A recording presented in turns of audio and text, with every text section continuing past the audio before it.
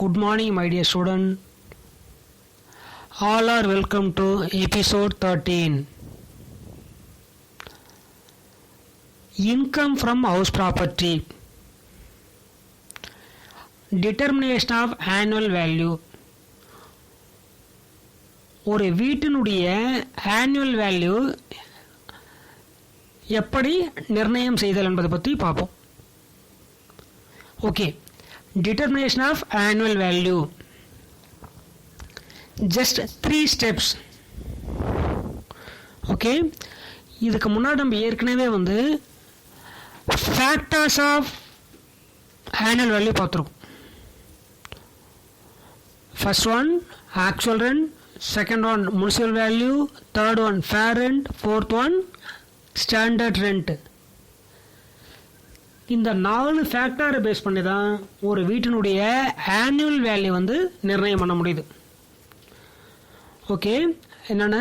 Actual rent, municipal value, fair rent and standard rent. இதில் first 3 steps follow பண்ணால் போதும். அப்போ ஃபஸ்ட்டு ஸ்டெப்பில் என்னெல்லாம் வரும்? ஃபஸ்ட் ஸ்டெப்பில் 3 வேல்யூ மட்டும் எடுங்க. Actual rent or municipal value or fair rent. இந்த 3 வேல்யூ கம்பேர் பண்ணி whichever is higher is taken. எந்தெந்த value? Actual rent, municipal value, fair rent. இந்த 3 வேல்யூ கம்பேர் பண்ணி இந்த 3 வேல்யூவில் எதனுடைய வேல்யூ அதிகமாக இருக்கோ அதை எடுத்துங்க. அதான் ஃபஸ்ட் ஸ்டெப்போட ஆன்சர். அப்போ இந்த ஃபஸ்ட் ஸ்டெப்பில் எது வராது? ஸ்டாண்டர்ட் ரெண்ட்டு வராது. Be careful.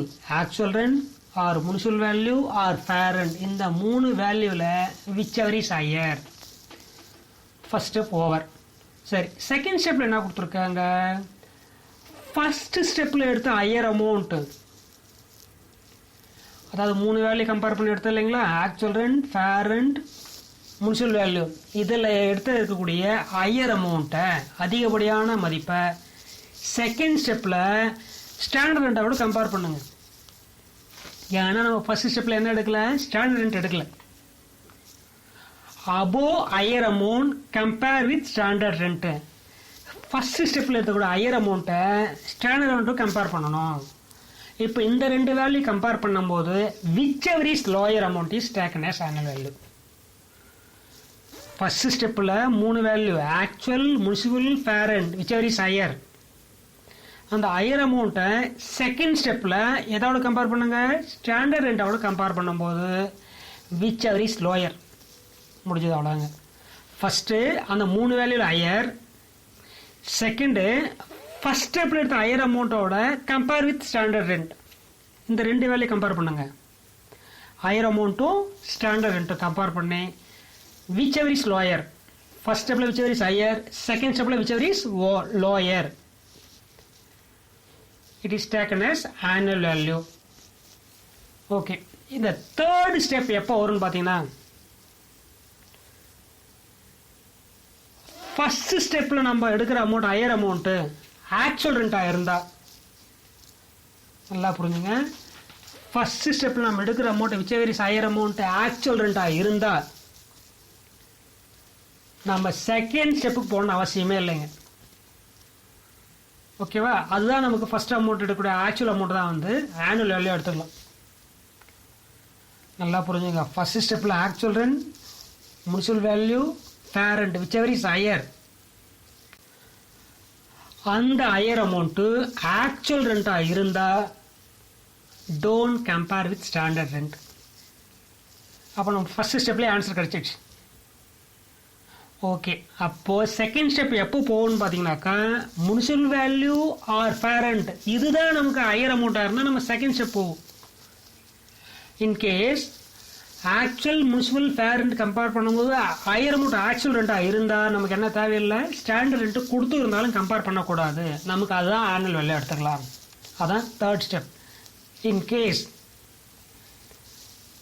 ஃபர்ஸ்ட் ஸ்டெப்பில் இருக்கக்கூடிய higher amount is actual rent, need not compare with the second step or standard rent. Actual rent is taken as annual value. Dear student, இந்த 3 steps clear ஆனதால் நம்ம இந்த சாப்டருக்கு enter ஆக முடியும். நான் இன்னொரு முறை எக்ஸ்பிளைன் பண்ணுறேன். Just 3 steps. அதில் ஃபஸ்ட்டை பொறுத்த வரைக்கும் actual municipal fair whichever is higher amount. Second ஸ்டெப்பை பொறுத்த வரைக்கும் ஃபஸ்ட் ஸ்டெப்பில் இருக்கக்கூடிய ஹையர் அமௌண்ட்டை எதோட கம்பேர் பண்ணுறீங்க? ஸ்டாண்டர்ட் ரெண்ட்டோட கம்பேர் பண்ணுறீங்க.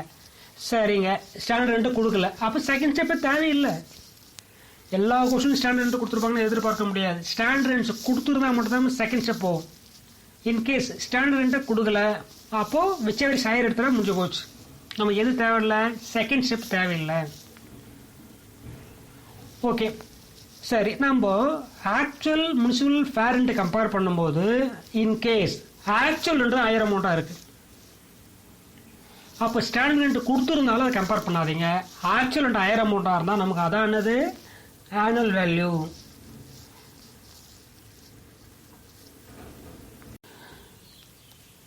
ஸ்டூடெண்ட்ஸ், நாம் இப்போ பார்க்க போகிறது முனிசிபல் டேக்ஸ்.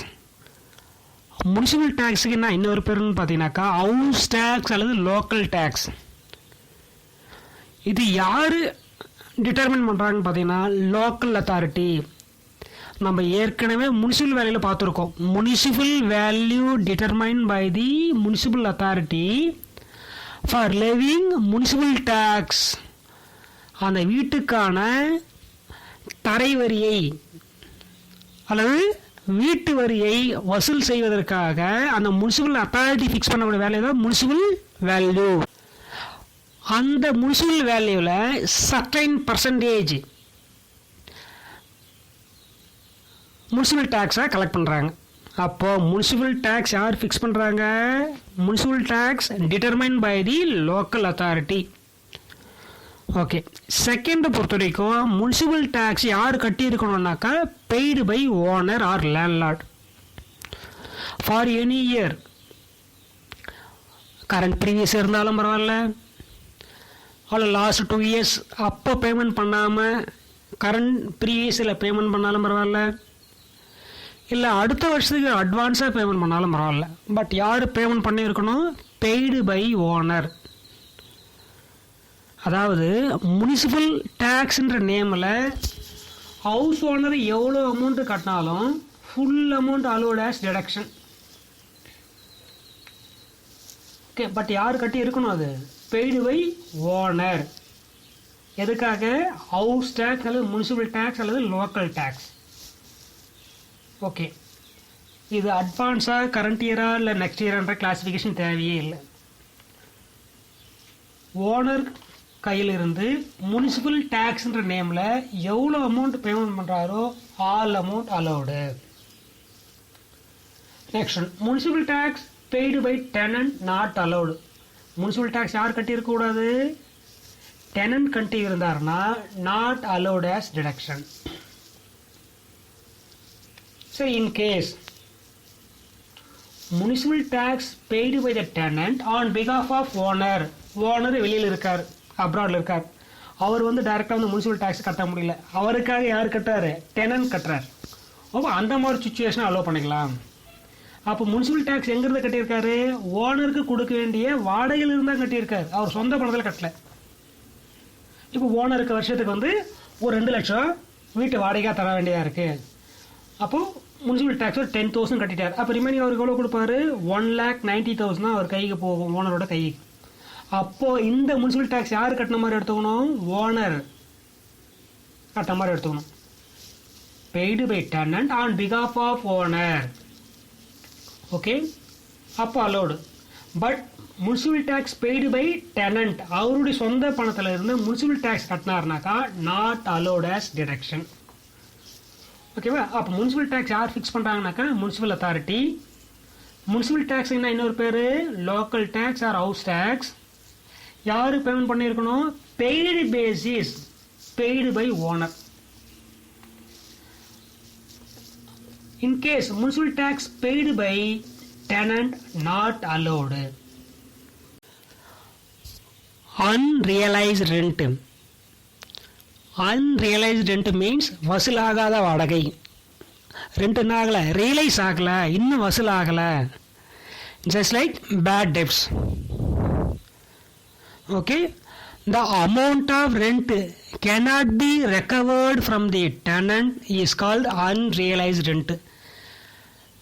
டெனண்ட் கிட்ட இருந்து லேண்ட்லார்ட் அல்லது ஹவுஸ் ஓனர் கலெக்ட் பண்ண முடியாம அவுட்ஸ்டாண்டிங்ல இருக்கு பாருங்க,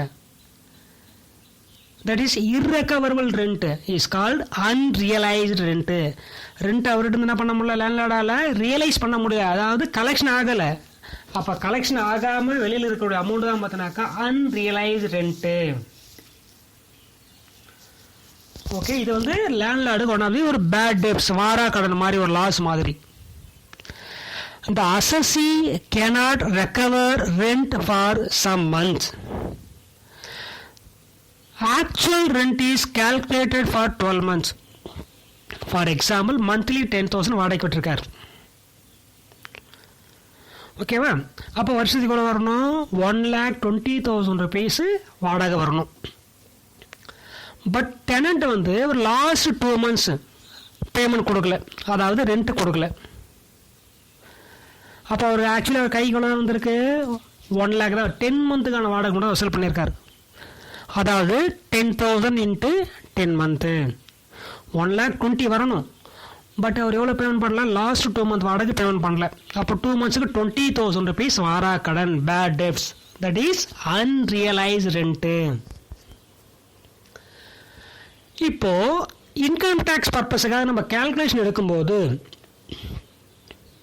ஆக்சுவல் ரெண்ட் எவ்வளோ எடுத்துனாக்கா 10,000 per month into 12, வருஷத்துக்கான வாடகை ஃபுல் அமௌண்ட் எடுத்துக்கணும்.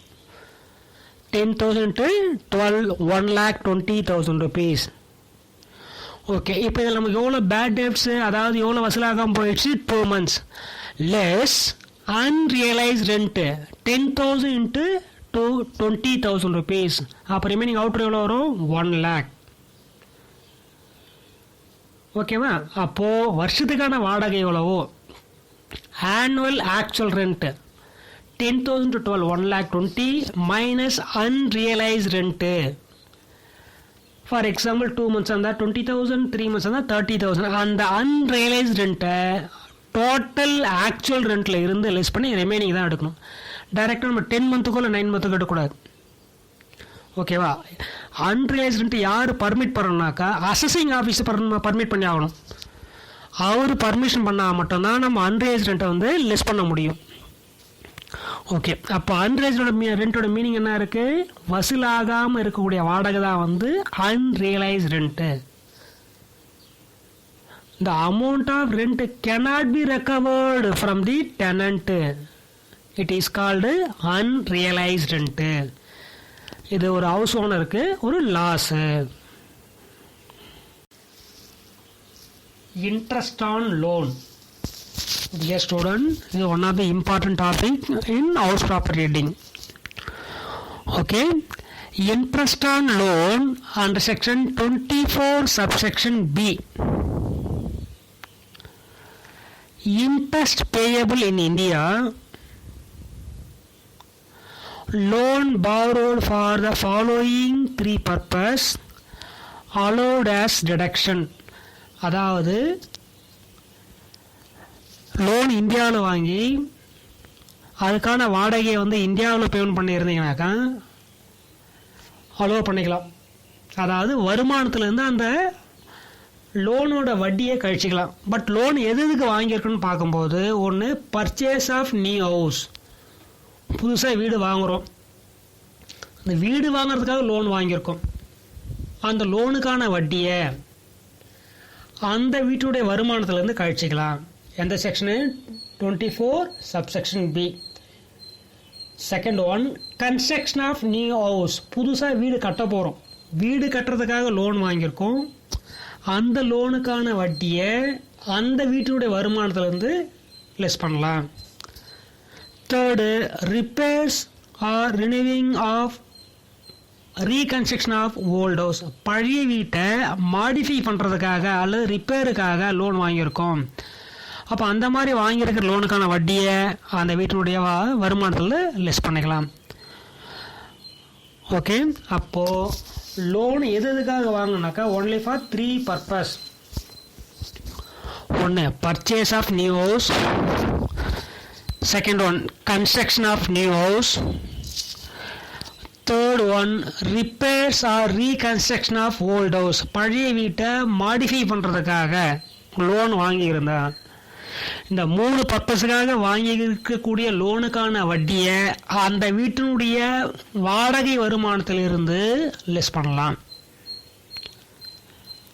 Do you understand? அப்போ interest on loan allowed for only for 3 purpose. One, purchase of new house, construction of new house, repairs or reconstruction or remodeling old house. இந்த 3 பர்பஸ்க்காக வாங்கக்கூடிய லோனுக்கான வட்டி மட்டும்தான் அந்த வீட்டுக்கான வாடகை வருமானத்திலிருந்து லெஸ் பண்ணலாம். நெக்ஸ்ட் நம்ம பார்க்க போகிறது அமௌண்ட் ஆஃப் இன்ட்ரெஸ்ட், அதாவது லோனுக்கான வட்டி. இந்த ஹவுஸ் ப்ராப்பர்ட்டியில் 2 கேட்டகரி இருக்குது. ஒன்று let out property, second one self occupied property. இந்த லெட் அவுட் ப்ராப்பர்ட்டின்றது என்னன்னு பார்த்தீங்கன்னா வீட்டை வாடகைக்கு விடுதல். ஓகே, அந்த மாதிரி வீட்டை வாடகைக்கு விடுற சூழ்நிலையில் no limit on interest. Actual interest paid by the owner allowed as deduction. Okay, அந்த ப்ராப்பர்ட்டி வாடகை விட்டுருந்தீங்கனாக்கா ஏற்கனவே சொன்ன மாதிரி லோன் என்னென்ன பர்பஸ் வாங்கியிருக்கணும்? பர்ச்சேஸ் ஆஃப் நியூ ஹவுஸ்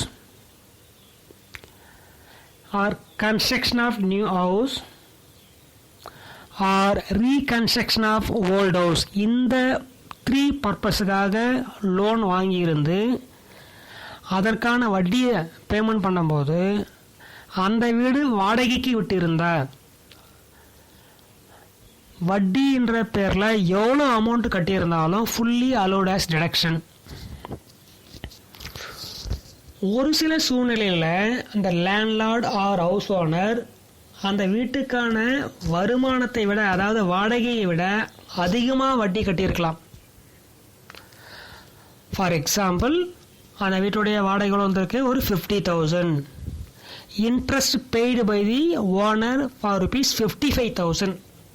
அப்போ எவ்வளோ எக்ஸ்ட்ரா பேமெண்ட் பண்ணியிருக்காரு? ₹5,000 எக்ஸ்ட்ரா பேமெண்ட் பண்ணியிருக்கார். அப்போ 5,000 treated as loss on property. Okay, அதனால் லெட் அவுட் ப்ராப்பர்ட்டி பொறுத்த வரைக்கும் there is no limit. Interest எவ்வளோ அமௌண்ட் பேமெண்ட் பண்ணியிருந்தாலும் full amount allowed as deduction. எந்த ப்ராப்பர்ட்டிக்கு? Let out property. Let out means வீட்டை வாடகைக்கு விடுதல். வீட்டை வாடகைக்கு விட்டுருந்தாருன்னா அதுக்கான வட்டி லிமிட்டே இல்லை. எவ்வளோ அமௌண்ட்டில் ரெண்ட் பேமெண்ட் பண்ணியிருந்தாலும் fully allowed as deduction. Okay, இப்போ செகண்ட் கேட்டகரி இருக்குது. இதுதான் கொஞ்சம் கன்ஃபியூஸ் ஆகிற மாதிரி இருக்கும். Self occupied property. Self occupied property means house owner or landlord தன்னுடைய சொந்த வீட்டை தன்னுடைய ஃபேமிலி பர்பஸுக்காக, ரெசிடென்ஷியல் பர்பஸுக்காக பயன்படுறதா செல்ஃப் ஆக்குபைடு ப்ராப்பர்ட்டி. ஓகே, இதில் loan is borrowed on or after 1/4/1999. அந்த லோனு எந்த லோனு? 3 பர்பஸுக்காக வாங்குற loan. Purchase, construction or repair. இந்த 3 பர்பஸுக்காக லோன் வாங்கியிருந்தாருன்னா இன்ட்ரெஸ்ட் அலோவ் பண்ண போகிறோம். ஓகேவா? அதில் ஃபஸ்ட்டு பாருங்கள், loan is borrowed on or after 1/4/1999 for acquiring, that is purchase, or constructing a property. Maximum interest allowed ₹2 lakhs. இப்போ நம்ம எதை பற்றி டிஸ்கஸ் பண்ணுறோம்? செல்ஃப் ஆக்குபைடு ப்ராப்பர்ட்டி பற்றி டிஸ்கஸ் பண்ணிட்டுருக்கோம். Loan 1/4/1999 on or after purchase of property or construction of property, maximum interest allowed ₹2 lakhs. maximum எவ்வளோ allow பண்ண முடியும்? only for 2 lakhs. self occupied property for purchase or construction, loan borrowed on or after 1/4/1999. Okay, self occupied ப்ராப்பர்ட்டிக்காக 1/4 1999 on or after loan வாங்கியிருந்து அந்த loan வந்து அந்த வீட்டை வாங்கிறதுக்காகவோ அல்லது வீட்டை கட்டுறதுக்காகவோ பயன்படுத்தி இருந்தால் maximum 2 lakhs interest allowed for self occupied property. But let out property பொறுத்த வரைக்கும் தேர் இஸ் நோ லிமிட். எவ்வளோ அமௌண்ட் இன்ட்ரெஸ்ட் பேமெண்ட் பண்ணியிருந்தாலும் fully allowed as deduction. But self occupied பொறுத்த வரைக்கும் டேட்டு பாருங்கள், on or after 1/4/1999 for purchase or construction. இந்த 2 பர்பஸுக்காக loan வாங்கியிருந்தாருன்னா என்றைக்கு வாங்கியிருக்கணும்? On or after 1/4/1999. Maximum 2 lakhs allowed as deduction. Student, நாம் இப்போ என்ன பார்க்குறோம்னாக்கா செல்ஃப் ஆக்குபைடு ப்ராப்பர்ட்டியோட இன்ட்ரெஸ்ட்டு பார்த்துட்ருக்கோம். ஓகே, ஃபஸ்ட்டு என்ன பார்த்துருக்கோம்? செல்ஃப் ஆக்குபைடில் loan borrowed on or after 1/4/1999. இப்போது பிஃபோர் பார்க்குறோம். அதாவது loan is borrowed before 1/4/1999. Confuse பண்ணிக்காதீங்க. ஃபஸ்ட்டு பார்த்தது வந்து on or after 1/4/1999 loan borrowed for purchase or construction of new house property. அதுக்கு லிமிட் எவ்வளோன்னு பார்த்துருக்கோம்? 2 lakhs. இப்போ இந்த கேட்டகரியில் செல்ஃப் ஆக்குபைடு ப்ராப்பர்ட்டி தான். பட் லோன் எப்போ வாங்கியிருக்காங்க? Loan is borrowed before 1/4/1999 for purchase, construction R repairs. இந்த 3 பர்பஸ் ஏற்கனவே சொன்னேன். 3 பர்பஸுக்கு லோன் வாங்கியிருந்தா மேக்ஸிமம் இன்ட்ரெஸ்ட் அலோட் ₹30,000 தான். எப்போ லோன் வாங்கியிருந்தா? பிஃபோர் 1/4/1999. எதுக்காக? purchase of new property or construction of new property or repairs of old property. இந்த பர்பஸுக்காக loan வாங்கியிருந்து அந்த வீடு வந்து செல்ஃப் ஆக்குபைடு ப்ராப்பர்ட்டியாக இருந்தால் மேக்ஸிமம் 30,000 அலோட் ஆஸ் டிடக்ஷன். இதில் செகண்ட் என்னக்கா, loan is borrowed on or after 1/4/1999 for repair or reconstruction.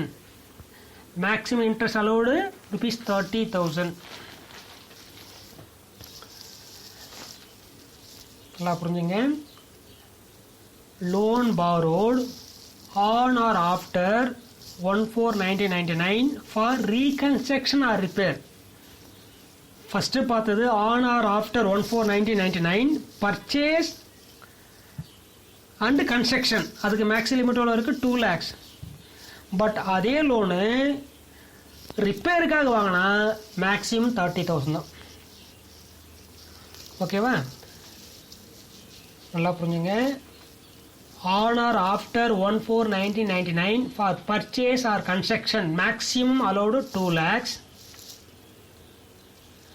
அதே லோன் ரிப்பேருக்காக வாங்கியிருந்தா ₹30,000 allowed. Okay. Loan borrowed before 1/4/1999 எப்போ வாங்கியிருக்கணும்? Before 1/4/1999 for above 3 purpose purchase, construction, repairs. Maximum limit 30,000. ஓகேவா? அதனால் 2 category. One let out property, there is no limit, எவ்வளோ மட்டும் தான் கழிச்சிக்கலாம். Second category self occupied property. இந்த செல்ஃப் ஆக்குபைடு ப்ராப்பர்ட்டியில் 1/4/1999 பிறகு வாங்கியிருந்து எதுக்காக வாங்கியிருக்காங்க? பர்ச்சேஸ் அண்டு கன்ஸ்ட்ரக்ஷனுக்காக வாங்கி இருந்தார்னா maximum 2 lakhs allowed as deduction. ரிப்பேருக்காக வாங்கியிருந்தார்னா maximum 30,000 allowed as deduction. Okay. அதே loan before 1/4/1999 for purchase, construction or repair எந்த பர்பஸ் வாங்கியிருந்தாலும் மேக்ஸிமம் அலோட் ஆஸ் டிடக்ஷன் வந்து 30,000. Next we are discussing about the net annual value, that is NAV. Okay.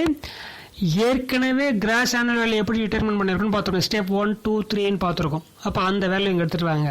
Cross annual value less municipal tax paid. யார் payment பண்ணியிருக்கணும்? Paid by owner. Tenant paid பண்ணியிருந்தா not allowed. But அதே tenant on பிகாஃப் of ஓனருக்காக அவருடைய வாடகை வருமானத்திலிருந்து payment பண்ணியிருந்தாருன்னா allowed. ஓகேவா? அப்போ அதனால் முனிசிபல் டேக்ஸ் பொறுத்த வரைக்கும் ஒன்லி பெய்டு பேசிஸாக இருக்கணும், நாட்டு outstanding pages R payable basis இருந்தாக்கா அலோட் பண்ணக்கூடாது. பெய்டு பை ஓனர் எவ்வளோ அமௌண்ட் இருந்தாலும் லெஸ் பண்ணிக்கலாம். ஓகே, அப்போ cross annual value less municipal tax paid by owner less பண்ண பிறகு இருக்கிற அமௌண்ட்டு. நெக்ஸ்ட் அதிலிருந்து வேக்கன்சி பீரியடோட மீனிங் என்னன்னாக்கா வீடு கன்ஸ்ட்ரக்ட் பண்ணிட்டு ரெடியாக இருக்கும், 2 or 3 months அந்த வீட்டுக்கு வாடகை வரவே இல்லை. அப்போது ஃபார் எக்ஸாம்பிள் 1 ஜூலைலேருந்து வாடகைக்கு வரார். அப்போ எத்தனை மாதம் வேக்கண்டாக இருக்குது? ஏப்ரல், மே, ஜூன் 3 months வீட்டை வாடகை விடாமல் ஃப்ரீயாக இருக்குது, வேக்கன்சியாக இருக்குது. அப்போ அந்த 3 months பீரியட் பெறுதுனாக்கா வேக்கன்சி பீரியட் அல்லது வேக்கன்சி அலவன்ஸ்ன்னுவாங்க. வீடு வாடகையோட எல்லா தகுதி இருந்தும் பட் வீடு என்ன பண்ணல, வாடகைக்கு விடாமல் ஃப்ரீயாக இருக்குது. That is call vacancy period or vacancy allowances. அப்போ இதை லிஸ்ட் பண்ணி ரிமைனிங் அமௌண்ட் தான் பார்த்தீங்கன்னாக்கா net annual value or NAV. First gross annual value determine பண்ணுங்க, அது ஸ்டெப் 1, 2, 3ன்னு பார்த்துருக்கோம். அப்போ அந்த gross annual value less municipal tax paid by the owner less vacancy period. Vacancy பீரியடோட மீனிங் பார்த்தீங்கன்னாக்கா வீடு வாடகை விட்டுறதுக்கு எல்லா வசதி வாய்ப்புகள் இருந்தும் பட் வீடு வந்து வாடகைக்கு ஒரு 2 months யாரும் யூஸ் பண்ணல, ஃப்ரீயாக இருக்குது. அந்த பீரியடோட நேம் தான் இருக்கா வேக்கன்சி பீரியட். ஓகே ஸ்டூடெண்ட்ஸ், இப்போ நம்ம பார்க்க போகிறது deduction under section 24, that is standard deduction. இந்த ஸ்டாண்டர்ட் டிடக்ஷனில் ஒன்லி 3 ஐட்டம் மட்டும்தான் அலோவ் பண்ண முடியும். ஓகே, அது எந்த அமௌண்ட்டில் இருந்துன்னு பார்த்தீங்கன்னாக்கா நெட் ஆனுவல் வேல்யூவில் இருந்து இந்த 3 டிடக்ஷன் அலோவ் பண்ணலாம். சார் நம்ம ஏற்கனவே பார்த்த மாதிரி நெட் ஆனுவல் எப்படி கால்குலேட் பண்ணிக்கிறோன்னு பார்த்தீங்கன்னாக்கா gross annual value minus municipal tax paid by owner minus vacancy period அதை கால்குலேட் பண்ணியிருக்க இல்லையா, அந்த அமௌண்ட்டோட வேல்யூ தான் ரிமைனிங் இருக்கிற அமௌண்ட்டோட வேல்யூ வந்து நெட் ஆனுவல் வேல்யூ. ஓகே, அந்த நெட் ஆனுவல் வேல்யூவில் இருந்து less standard deduction under section 24. ஓகேவா? அந்த ஸ்டாண்டர்ட் டிடக்ஷனில் ஒன்லி 3 ஐட்டம் தான் அலோவ் பண்ண முடியும். First item standard deduction or statutory deduction 30% of net annual value. நம்ம ஏற்கனவே கால்குலேட் பண்ணி வச்சுருக்கிற நெட் ஆனுவல் வேல்யூவில் ஸ்டாண்டர்டாக எவ்வளோ எடுத்துலான்னு பார்த்தீங்கன்னாக்கா தட் இஸ் ஃபிக்ஸட் பர்சன்டேஜ். எவ்வளோ இடத்துல 30% அலோவ் பண்ணிக்கலாம். அந்த 30% ரிப்பேரு, இன்சூரன்ஸு, மெயின்டெனன்ஸ் மொத்தம் இதில் இன்க்ளூட் ஆகிடும். நீங்கள் செலவு செய்தாலும் சரி செய்யலனாலும் சரி ஸ்டாண்டர்டாக எவ்வளோ அலோவ் பண்ணுறாங்கனாக்கா நெட் ஆனுவல் வேல்யூவில் 30% allowed as deduction. First one. Second one, interest on housing loan for previous year 2019 to 20ல் வீட்டுக்கான வட்டி ஏதாவது பேமெண்ட் பண்ணியிருந்தா. ஏற்கனவே டிஸ்கஸ் பண்ண மாதிரி லோன் என்னென்ன பர்பஸ் வாங்கியிருக்கலாம், பர்ச்சேஸ், கன்ஸ்ட்ரக்ஷன்ஸ் ஆர் ரிப்பேர், இந்த 3 பர்பஸுக்காக லோன் வாங்கியிருந்தா அந்த லோனுக்கான வட்டி போன வருஷத்து, அதாவது ப்ரீவியஸ் இயர் 2019 to 20க்கான வருஷத்துக்கான அமௌண்ட்டை லெஸ் பண்ணிக்கலாம். Second deduction. தேர்ட் பொறுத்த வரைக்கும் interest on loan for pre construction period. அது என்ன ப்ரீ கன்ஸ்ட்ரக்ஷன் பீரியட்னு பார்த்தீங்கன்னாக்கா ஃபார் எக்ஸாம்பிள் லோன் வாங்கியிருக்கோம், அந்த லோன் வாங்கிட்டு வீடு கட்டுறோம், வீடு கட்டுறதுக்காக ஒரு 2 years 3 years வீடு கன்ஸ்ட்ரக்ட் பண்ணிட்டு இருக்கோம். வீடு கம்ப்ளீட் ஆன பிறகு நம்ம வீட்டை வாடகைக்கு விட முடியும் இல்லவா? அப்படி பார்க்கும்போது அந்த 3 years ஃபார் எக்ஸாம்பிள் வீடு லோன் வாங்கினது வந்து 2016 ஜனவரி மாதம் வாங்கியிருக்குன்னு வச்சுக்கலாம். வீடு எப்போ முடியுதுன்னு பார்த்தீங்கன்னாக்கா 31st December 2018 முடியுது. அப்போ எத்தனை வருஷம் வீட்டை கட்டியிருக்கோம்? 3 years வீட்டை கட்டியிருக்கோம் லோன் வாங்கின டேட்டில் இருந்து. ஓகேவா? அப்போ 3 yearsக்கான வட்டியை வந்து வாடகையே இல்லாமல் சொந்த பணத்தில் பேமெண்ட் பண்ணியிருக்காரு. ஓகே, அப்போ வீடு என்னிலேருந்து வாடகை விட போகிறோம்? கம்ப்ளீட் ஆனது 31st டிசம்பர் 2018. அப்போ வீடு என்னிலேருந்து விடலாம்? 1st ஜனவரி 2019 வீட்டை வாடகைக்கு விடலாம். ஓகேவா? இப்போ அந்த 3 years வாடகையே இல்லாமல் வட்டி கட்டியிருக்கும். ஃபார் எக்ஸாம்பிள் வருஷத்துக்கு ஒரு 50,000 அசியூம் பண்ணிக்கலாம். அப்போ 3 வருஷம் எவ்வளோ வட்டி கட்டியிருக்காரு? வட்டி மட்டும் 50,000 × 3, அப்போ 1,50,000 rupees தன்னுடைய சொந்த பணத்தில் இருந்து வட்டி கட்டியிருக்கார். ஓகேவா? அப்போ அந்த 1,50,000 5 வருஷத்தில் பேமெண்ட் லெஸ் பண்ணிக்கலாம். அப்போ 1,50,000 / 5, அப்போ வருஷத்துக்கு எவ்வளோ கழிச்சிக்கலாம்? 30,000 30,000 30,000 லெஸ் பண்ணிக்கலாம் அப் டு 5 years. அப்போ அந்த ப்ரீ கன்ஸ்ட்ரக்ஷன் பீரியடோட மீனிங் நான் என்னன்னு பார்த்தீங்கன்னா, வீடு வாடகைக்கு விடுறதுக்கு முன்னாடி அந்த வீடு கன்ஸ்ட்ரக்ட் பண்ணிட்டு இருக்கோம் இல்லையா, அந்த பீரியட் பேர் தான் ப்ரீ கன்ஸ்ட்ரக்ஷன் பீரியட். அந்த பீரியடில் வட்டி ஏதாவது பேமெண்ட் பண்ணியிருந்தா அதை அடுத்து வரும் இன்கமில் 5 yearsல லெஸ் பண்ணிக்கலாம். That is call interest on pre construction period. ஓகேவா? அப்போ ஸ்டாண்டர்ட் டிடக்ஷனில் எது மட்டும் லெஸ் பண்ணலாம்னா ஒன்லி 3 items. ஃபர்ஸ்ட் ஒன்று standard or statutory deduction 30% of NAV. Second one interest on previous year loan. Third one interest on pre construction period loan allowed 5 equal installment. இந்த 3 அமௌண்ட்டும் NAவிலிருந்து less பண்ண பிறகு ரிமைனிங் இருக்கிற அமௌண்ட் தான் income from house property. Okay, இந்த value positive வேல்யூவாக இருந்தால் income, negative வேல்யூவாக இருந்தாக்கா லாஸ். ஸ்டூடெண்ட், நம்ம இது வரைக்கும் டிஸ்கஸ் பண்ணதெல்லாம் பார்த்தீங்கன்னாக்கா தியரிட்டிக்கல் பாயிண்ட் ஆஃப் வியூவில் பார்த்துருக்கோம். ஓகே, இப்போ ஃபஸ்ட்டு இன்கம் ப்ராசஸ் பண்ணால் ஃபஸ்ட்டு ஒர்க்கிங்ஸ் என்னன்னு பார்த்தீங்கன்னாக்கா கிராஸ் ஆனுவல் வேல்யூ. அதுக்கடுத்து second workings net annual value. Third workings standard deduction. இப்போ இந்த 3 பார்ட்டாக இருக்குது. அதில் first part gross annual value. ஓகேவா?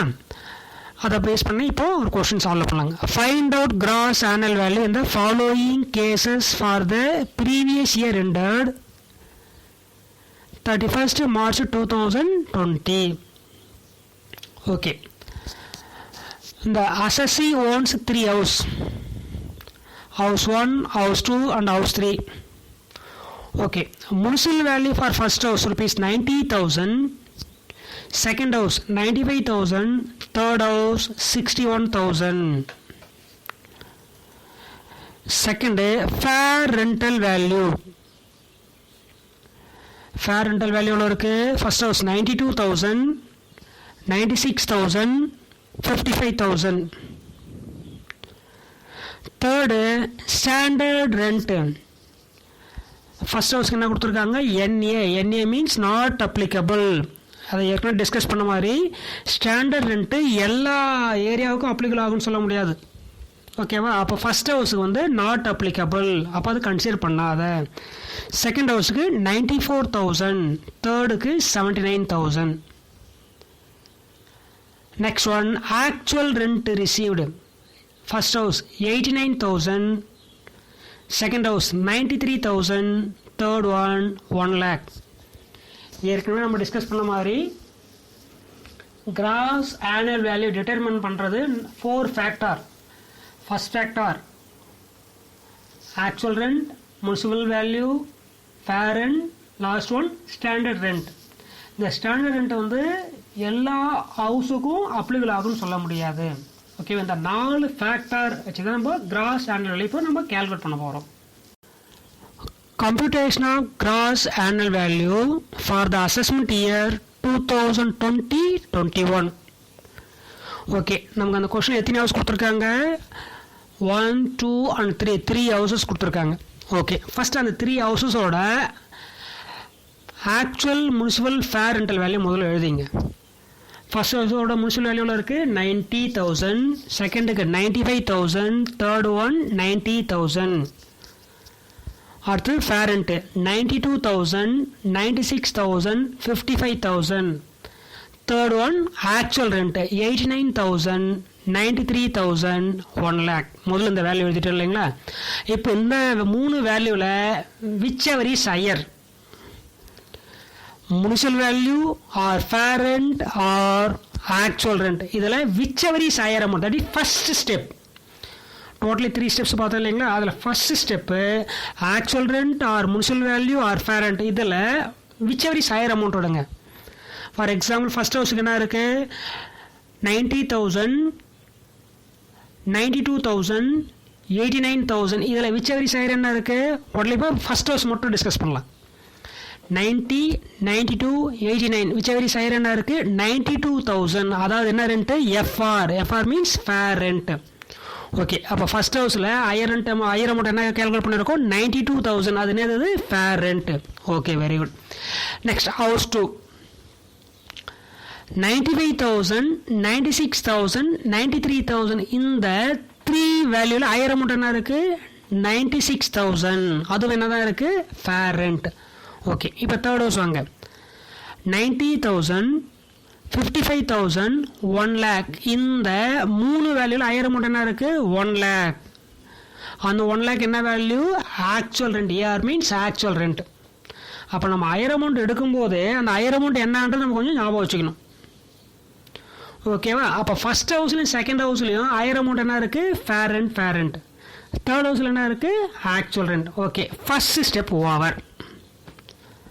ஓகேவா? இப்போ செகண்ட் ஸ்டெப் என்னன்னாக்கா, ஃபர்ஸ்ட் ஸ்டெப்பில் எடுத்துக்கிட்ட ஹையர் அமௌண்ட்டை எதோட கம்பேர் பண்ணாங்க? ஸ்டாண்டர்ட் ரெண்ட்டாவோட கம்பேர் பண்ணாங்க. ஓகேவா? இப்போ நம்ம ஒவ்வொரு ஹவுஸாக பார்க்கலாம். அப்போ ஃபர்ஸ்ட் ஹவுஸில் ஹையர் ரெண்ட் என்ன இருக்குது? 92,000. ஸ்டாண்டர்ட் ரெண்ட் என்ன கொடுத்துருக்காங்க? NA means not applicable. Okay, அப்போது நமக்கு இந்த இடத்துல என்ன இல்லை? ஃபர்ஸ்ட் ஹவுஸுக்கு ஸ்டாண்டர்ட் ரெண்ட் கொடுக்கல. அப்போது நம்ம ஃபர்ஸ்ட் ஸ்டெப்பில் என்ன எடுத்துருக்கோம் பாருங்கள், அந்த அமௌண்ட் தான் GAV, that is cross annual value. First ஸ்டெப்பில் என்ன அமௌண்ட் கொடுத்துருக்கோமோ அந்த அமௌண்ட் எதோட கம்பேர் பண்ணணும்? ஸ்டாண்டர்ட் ரெண்ட்டாவோட கம்பேர் பண்ணணும். அப்போ ஸ்டாண்டர்ட் ரெண்ட்டாவோட கம்பேர் பண்ணி அதில் லீஸ்ட் அமௌண்ட் என்னன்னு பார்க்கணும். பட் இந்த ஃபர்ஸ்ட் ஹவுஸில் ஹையர் அமௌண்ட் என்ன இருக்குது? 92,000. பட் என்ன கொடுக்கல? ஸ்டாண்டர்ட் ரெண்ட்டு கொடுக்கல. அப்போது நாம் என்ன எடுத்துருக்கோம்? ஃபர்ஸ்ட் ஸ்டெப்பில் 92,000. அதான் இதுக்கு என்னது? Answer. That is cross annual value for first house rupees 92,000. ஓகேவா? இப்போ செகண்ட் ஹவுஸ் வாங்க. ஸ்டெப் 1ல் என்ன அமௌண்ட் எடுத்துறீங்க? Higher amount 96,000. என்னது? Fair rent. அந்த 96,000 செகண்ட் ஹவுஸோட ஸ்டாண்டர்ட் ரெண்ட் என்ன இருக்குது? 94. இப்போது ஃபர்ஸ்ட் ஸ்டெப்பில் இருக்கிற 96ம் செகண்ட் ஸ்டெப்பில் இருக்கிற ஸ்டாண்டர்ட் கம்பேர் பண்ணுங்க. இதில் லீஸ்ட் அமௌண்ட் என்ன இருக்குன்னு பார்க்கணும். 96,000 ஆர் 94. லீஸ்ட் என்ன இருக்குது? 94,000. ஓகே, அப்போது செகண்ட் ஹவுஸோட ஆனுவல் என்ன வரப்போகுது? 94,000. ஃபர்ஸ்ட் ஸ்டெப்பில் இருக்கிற higher amount compare with standard rent. இந்த ஸ்டாண்டர்ட் ரெண்ட்டில் லீஸ்ட் அமௌண்ட் 94,000. அப்போ செகண்ட் ஹவுஸோட ஆன்சர்னா இருக்குது 94,000. ஓகே, இப்போ தேர்ட் ஹவுஸ் வாங்க. தேர்ட் ஹவுஸு ஃபர்ஸ்ட் ஸ்டெப்பில் ஹையர் அமௌண்ட் என்ன இருக்குது? 1 lakh. அது என்னது? Actual rent. நம்ம ஏற்கனவே டிஸ்கஸ் பண்ண மாதிரி ஃபர்ஸ்ட் ஸ்டெப்பில் ஹையர் அமௌண்ட் ஆக்சுவல் ரெண்ட்டாக இருந்தால் ஸ்டாண்டர்ட் ரெண்ட் கொடுத்துருந்தாவோட கம்பேர் பண்ண தேவையில்லை. அப்போ ஃபர்ஸ்ட் ஸ்டெப்பில் என்ன வருதோ அதான் என்ன வரப்போகுது? ஆன்சர் எடுத்துக்கலாம். ஓகேவா? அப்போ higher amount fair rent or municipal value இருந்தால் தான் நம்ம ஸ்டாண்டர்ட் ரெண்ட்டோட கம்பேர் பண்ணணும். ஓகேவா? இப்போ தேர்ட் ஹவுஸ் நமக்கு என்ன வந்திருக்கு? Higher amount actual rent. So first ஸ்டெப்பில் ஹையர் அமௌண்ட்டு ஆக்சுவல் ரெண்ட்டாக இருந்தால் need not compare with standard rent. Standard ரெண்ட்டோட கம்பேர் பண்ணாத. வரக்கூடிய ஆன்சர் தான் வந்து நமக்கு கிராஸ் ஆனுவல் வேல்யூ. ஸோ அப்போ ஃபர்ஸ்ட் ஹவுஸோட கிராஸ் ஆனுவல் வேல்யூ என்ன இருக்குது? 92,000. செகண்டுக்கு 94,000. தேர்டுக்கு 1 lakh. ஸ்டூடெண்ட், இப்போ நாம் பார்க்க போகிறது ஏற்கனவே பார்த்த மாதிரியே கிராஸ் ஆனுவல் வேல்யூ டிட்டர்மின் பண்ணுறது. அந்த கொஸ்டினில் எந்த விதமான எக்ஸ்பென்ஸும் எதுவுமே கொடுக்கல. இதில் ஒரு சில expense house owner or landlord பேர் பண்ணுற மாதிரி இருக்குது. ஓகேவா? ஃபஸ்ட்டு அது மாதிரி பார்க்கலாம். Mister Babu submit the following for the year ending 31st March 2020. municipal value rupees 4,50,000. Actual rent 4,80,000. The owner bear the following expenses. Owner means landlord. Lift maintenance charge rupees 12,000. Swimming pool expenses rupees 9,000. Pump maintenance charge rupees 20,000. அப்போ அந்த owner என்னென்ன expense பேர் பண்ணியிருக்காருனாக்கா, ஒன்று lift maintenance, next swimming pool expense, pump maintenance expense. இதுக்கு முன்னாடி discuss பண்ண கொஸ்டினில் எந்த எக்ஸ்பென்ஸும் கொடுக்கல, கொடுத்துக்கிறது 4 வேல்யூ கொடுத்துருக்காங்க. ஆக்சுவல், முனிசிபல், ஃபேர், ஸ்டாண்டர்ட் அதை பேஸ் பண்ணி கேல்குலேட் பண்ணோம். பட் இந்த கொஸ்டினில் எக்ஸ்பென்சஸ் பேர் பை தி ஓனர். ஓகேவா? அப்போ இதில் என்னென்ன வேல்யூ தான் கொடுத்துருக்காங்க? Only municipal value, actual rent மட்டும் தான் கொடுத்துருக்காங்க.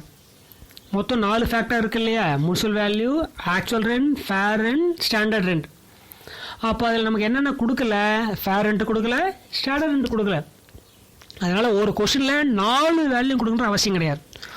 கொடுத்துக்கிற வேல்யூ விச் சைடுங்க, கொடுக்காத வேல்யூ இப்போ கன்சிடர் பண்ணுற அவசியமே இல்லை. அப்போ இந்த கொஸ்டினுக்கு என்னென்ன தான் கொடுத்துருக்காங்க? Only for municipal value and actual rent. இப்போ இந்த 2 வேல்யூ வச்சு நம்ம கேல்குலேட் பண்ணலாம். ஓகேவா? அதனால் 4 வேல்யூவில் 4ம் கொடுக்குற அவசியம் இல்லை. கொடுத்துக்கிற வேல்யூவில் வச்சு நம்ம கேல்குலேட் பண்ணலாம். Dear student, now we are going to end of the episode. Computation of gross annual value for the assessment year 2020-21. Okay, actual rent received by the landlord from tenant rupees 4,80,000. Less expenses bear by landlord. என்னென்ன expense பேர் பண்ணியிருக்காரு? Lift maintenance charge rupees 12,000. Swimming pool expense rupees 9,000. Pump maintenance charge ஒரு 20,000. அப்போ total expense எவ்வளோ பேர் பண்ணியிருக்காரு? 41,000 rupees. இந்த 41,000 rupees-ஐ actual ரெண்ட்லேருந்து less பண்ணலாம். அப்போ ஆக்சுவல் ரெண்ட் எவ்வளோ இருக்குது? 4,80,000 மைனஸ் எக்ஸ்பென்சஸ் 41,000. அப்போ ரிமைனிங் என்ன இருக்குது? 4,39,000. இதான் வந்து நெட் ஆக்சுவல் ரெண்ட்டு. இதுக்கு முன்னாடி ஒர்க் அவுட் பண்ண கொஸ்டினில் ஆக்சுவல் ரெண்ட் மட்டும் கொடுத்துருக்காங்க, எக்ஸ்பென்ஸ் எதுவுமே கொடுக்கல. ஓகே, இதில் என்ன கொடுத்துருக்காங்க? எக்ஸ்பென்சஸ் பேர் பை தி லேண்ட்லார்ட். அப்போ ஒரு வருமானம் வருவதற்காக, அந்த வருமானத்திற்காக லேண்ட்லார்ட் ஆர் ஹவுஸ் ஓனர் செய்யக்கூடிய லீகல் எக்ஸ்பென்ஸ் எதுவாக இருந்தாலும் லெஸ் பண்ணிடலாம். அப்படி பார்க்கும்போது 4,80,000 வாடகை வாங்கியிருக்காரு. எவ்வளோ செலவாயிடுச்சு? 41,000 rupees செலவு பண்ணியிருக்காரு. எதுக்காக? அந்த 4,80,000 வாடகை வாங்குறதுக்காக. அப்போ ரிமைனிங் எல்லாம் இருக்குது 4,39,000. It is called net actual rent. இப்போ முனிசிபல் வேல்யூ என்ன கொடுத்துருக்காங்க? 4,50,000. அப்போது therefore actual rent 4,39,000. Municipal value 4,50,000. நமக்கு என்ன வேல்யூ கொடுக்கல? ஃபேர் ரெண்ட் கொடுக்கல. அப்போ ஃபேர் ரெண்ட் கொடுத்தோம்னா 3 கம்பேர் பண்ணீங்க, ஆக்சுவல், ஃபேர் ஆர் முனிசிபல்.